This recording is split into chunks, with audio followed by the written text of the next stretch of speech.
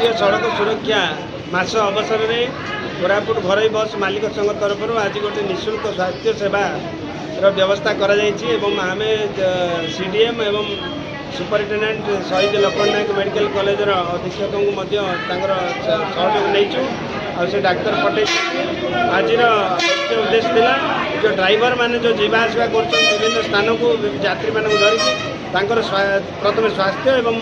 चक्षु दुईटा से ये परीक्षा करी से चश्मा देवा एवं से स्वास्थ्य परीक्षा करी से सुरक्षित सहित से परिवार सुरक्षा करने आमर कर्तव्य था तेणु घरोई बस मालिक संघ तरफ आज यार आयोजन कर आज्ञा आई मोहन रमना मो कंडक्टर अच्छी मोर आखि देखी आखि चेकअप कले सुगर चेकअप कले बीपी कले सबुजा टी हाई अच्छी मेडिकल को आसवाई कहते मत टी भल लगे खर्च आगे बेसी लगुला आज्ञा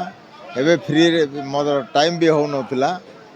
एबे मत टी भल लगला आ सोमवार आसवाई कहले आउ थर जीवी आ मु सभापति अच्छी घरोई बस मालिक संघ कोरापुट ये रोड सेफ्टी मंथ हिसाब रे आमे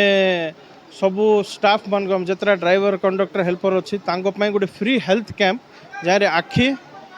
सुगर आ बीपी चेक करा